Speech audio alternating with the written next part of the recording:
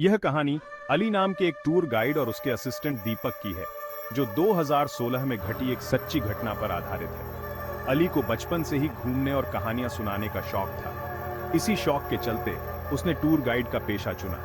वह हमेशा अपने टूरिस्ट्स को छुपी और अनजानी जगहों पर ले जाता और लोग उसकी कहानियों का खूब आनंद लेते।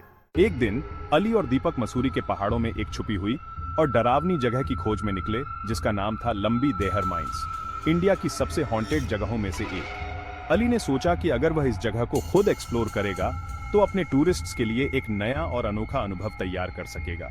लंबी देहर माइंस को ब्रिटिश काल में बनाया गया था और यहाँ लाइमस्टोन की माइनिंग होती थी। ब्रिटिशर्स ने यहाँ काम करने वाले माइन वर्कर्स के साथ बहुत बुरा बर्ताव किया।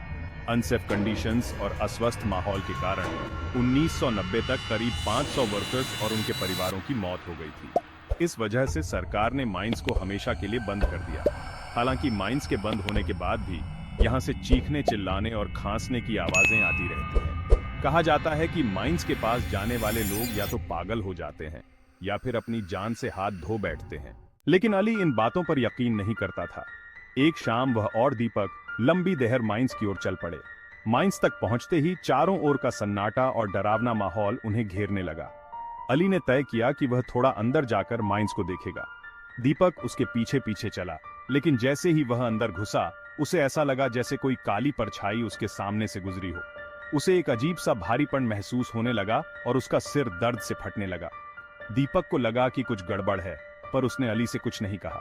अचानक माइंस के अंदर से एक जोर की चीख सुनाई दी। अली बिना सोचे समझे उस चीख की दिशा में दौड़ा।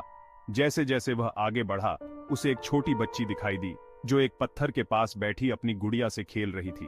उसके पास एक औरत बैठी थी जो बच्ची के बाल सहला रही थी। लेकिन जैसे ही अली करीब पहुंचा, वह औरत और बच्ची गायब हो गए। यह देखकर अली के होश उड़ गए। इतने में दीपक अजीब ढंग से चलते हुए अली के पास आया। उसकी आंखें सफेद हो चुकी थीं और वह दर्द में कराह रहा था। ऐसा लग रहा था जैसे किसी आत्मा ने उसे अपने वश में कर लिया हो। दीपक पागलों की तरह दीवार से अपना सिर मारने लगा और डरावनी हंसी हंसने लगा। अचानक अली को किसी ने पीछे से धक्का मारा और वह माइंस के और अंदर खींचा चला गया। उसने खुद को घिरा हुआ पाया और ऊपर लौटना असंभव हो गया। माइंस के अंदर उसे बहुत सारे माइन वर्कर्स दिखाई दिए जो अजीब तरह से काम कर रहे थे। उनकी आंखें लाल हो गई थीं और वे दर्द में चीखने लगे। अली को समझ में आ गया कि ये आत्माएं वही 500 माइन वर्कर्स की हैं जो यहां मर चुके थे।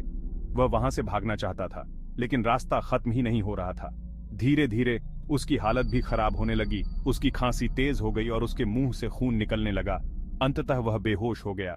अली की आंखें हॉस्पिटल में खुलीं, जहां दीपक उसके पास बैठा था। दीपक ने बताया कि जैसे ही माइंस से बाहर निकला, उसका दर्द गायब हो गया। जब अली काफी देर तक वापस नहीं आया, तो वह स्थानीय लोगों की मदद से उसे ढूंढने गया और बेहोश हालत में पाया। इस घटना के बाद अली और दीपक ने कभी भी लंबी देहर माइंस वापस न जाने का फैसला किया। निष्कर्षतः यह कहानी एक ऐसे स्थान की है जो अतीत में हुई दुखद घटनाओं और मौतों से घिरा हुआ है। यह घटना हमें याद दिलाती है कि कुछ रहस्य हमेशा गहरे और अनसुलझे ही रह जाते हैं। अगर आपको यह कहानी पसंद आई है तो मेरे चैनल को सब्सक्राइब करें।